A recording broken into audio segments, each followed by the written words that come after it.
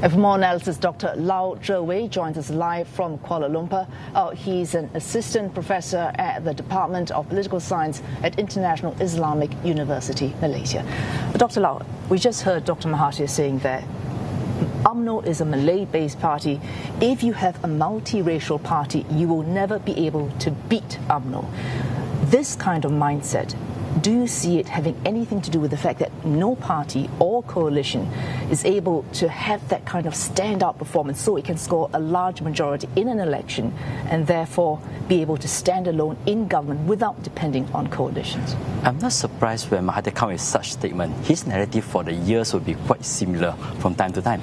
So at the end of the day, Malaysian politics still rely a lot on ethnicity, on religion, and also on diversity. It sounds to be contradict, but basically it's about both together. What I mean by both together, meaning you need to be able to gain at least some votes from the Malay community.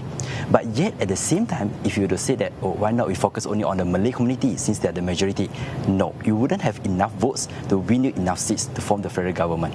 That's why I'm saying that you need two elements together. Number one, the majority community support. Number two, the minority community support as well. That's how it comes about to coalition party in Malaysia. The only thing that I can think of where a single component party that can stand out, win on their own, was in 2004 for UMNO. They managed to win 110 out of 219 seats. That only happened once, and that is a huge tsunami, huge favor for Barisan Nasional. But you're saying even so, UMNO, even though it could have gone alone, it chose not to. Yes. The reason is two. Number one, let's look at the electoral system itself. Who should they partner with? Should they go alone or should they partner with somebody?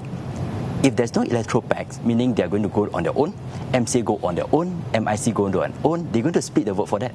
With the splitting of votes, it will be making it very hard for UMNO. I suppose the thing is, you mentioned diversity, but in fact it's a very artificial, created diversity.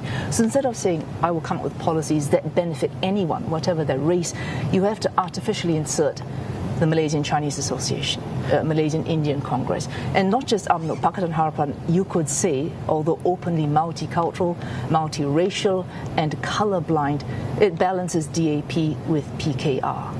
I like the questions. That was the question posed by my PhD supervisor to me as well. If you're talking about non-ethnicity, you should be blanketly non-ethnicity. Everything go by meritocracy and so on. But no, Malaysian case is interesting. Even though you're saying that non-ethnicity or you don't want to involve religious or any identity elements, but yet you need to make sure that the output itself is diverse enough. For example, you say that we are doing scholarship by meritocracy. You need to make sure that those who manage to get a scholarship due to meritocracy, they themselves are diverse. You have Malay, Chinese, Indian in it. How do you guarantee that? Yes, that is the difficult part in Malaysia. That will be difficult in Malaysia. That's why whenever we talk about meritocracy, we do implement it, but it wouldn't be perfectly version of meritocracy. Because at the end of the day, non-ethnicity means you must have diversity in there. I give a very simple example. Bersih, all this while, the demonstration, the movement for free and fair elections, they never talk about identity politics and so on. So that's their propaganda from the beginning until today.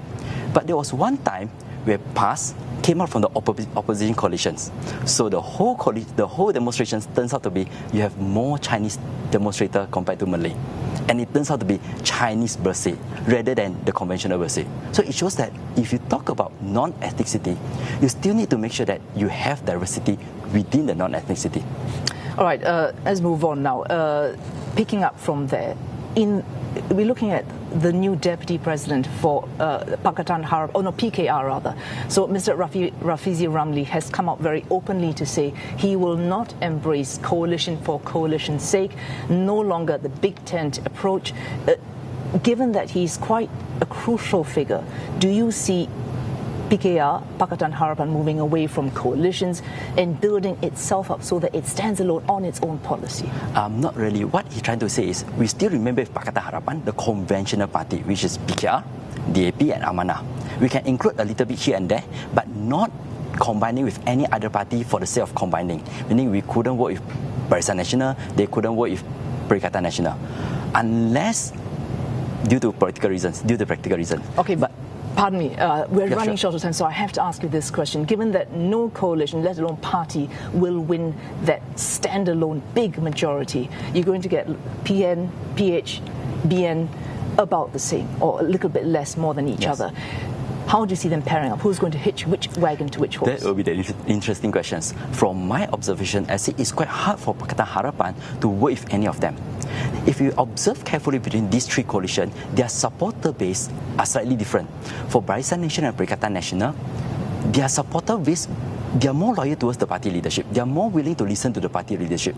They are more willing to compromise or leave the freedom to the party leadership to decide. But for Pakatan Harapan supporters, it's totally the different case. They will demand what they want. Yes, I elect you, but make sure you do things that I want. So that will be a problem for them to simply combine with any other party, component party, or any other coalitions. So from that question, I would say that the higher chances of Barisan Nasional and Perikatan Nasional to work together, maybe under the name of Malay Unity or Muslim Unity, somewhere like that. Muafakat Nasional Muafakat Nasional or Reignited. Around that line, rather than to work with Pakatan Harapan, yes. All right, thanks so much indeed, Dr. No Lau Zhe problem. Wei from the International Islamic University, Malaysia. And that's all from me, from Kuala Lumpur studio for now. Back to you in Singapore.